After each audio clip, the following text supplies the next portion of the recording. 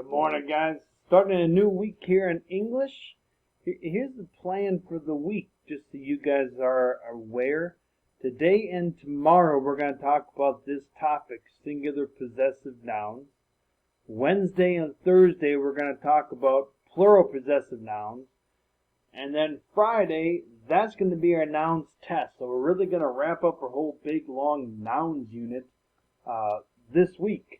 But first, again, let's focus on today and tomorrow with singular possessive nouns. Strongly suggest you open up to pages 74 and 75 in your textbook. And let me explain what kind of these words mean here real quickly.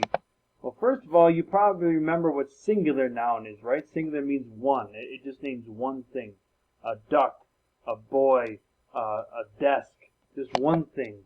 But the word possessive, I hope this makes sense. When someone or something has possession or ownership, that means that they have something. Possession and ownership really mean the same thing. And what I want you to understand that in English is a very specific way to write to show that someone or something has possession. Maybe if you guys are football fans, this might mean something to you. You see here with the Cardinals leading the 49ers 14-6.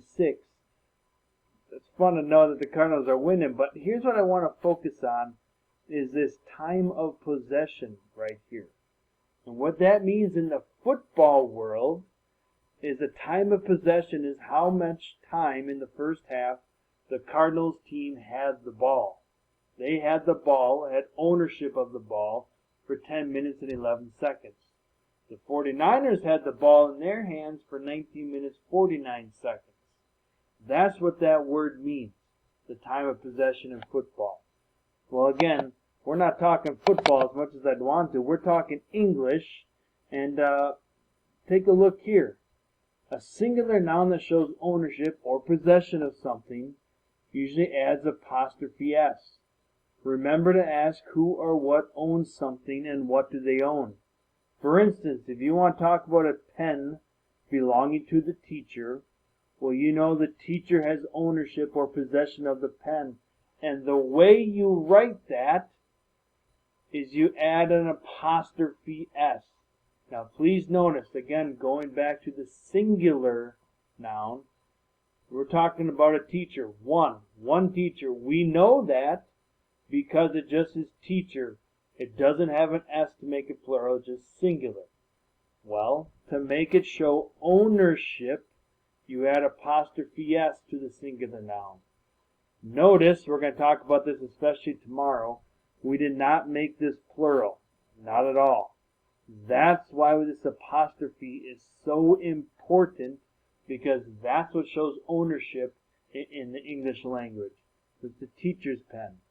The jacket belonging to the girl, or the girl's jacket. Notice again, there's still only one girl that owns the jacket.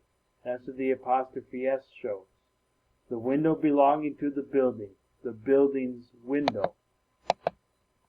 Now, really, skipping to our side. Really, the main thing you have to remember is, my face is kind of in the way, but write the singular noun and then add apostrophe S. Write the singular noun, then add apostrophe S. So, if you talk about a man, but the man owns something, the man has possession of something, you can say, well, that's the man's car. Still talk about one man, but the apostrophe S shows that he owns the car, or that's his. Here's what I really want to focus on, is what happens if a word ends in S? Do you still follow the rule, write the singular noun and then add S? And the answer is yes, you still follow that rule. Even if there's 3 S's in a row, which looks weird, that is correct in the singular possessive noun world, which we are all now in. Right?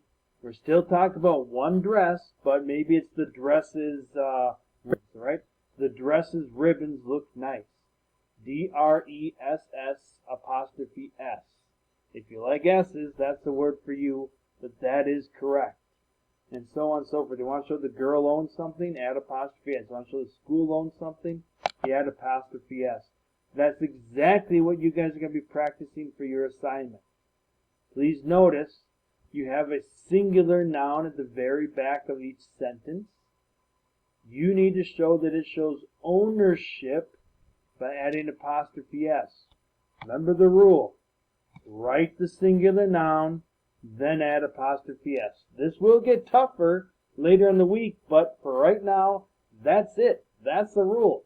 Write the singular noun, then add S. Notice what they did in the example. Father went to a neighbor's house.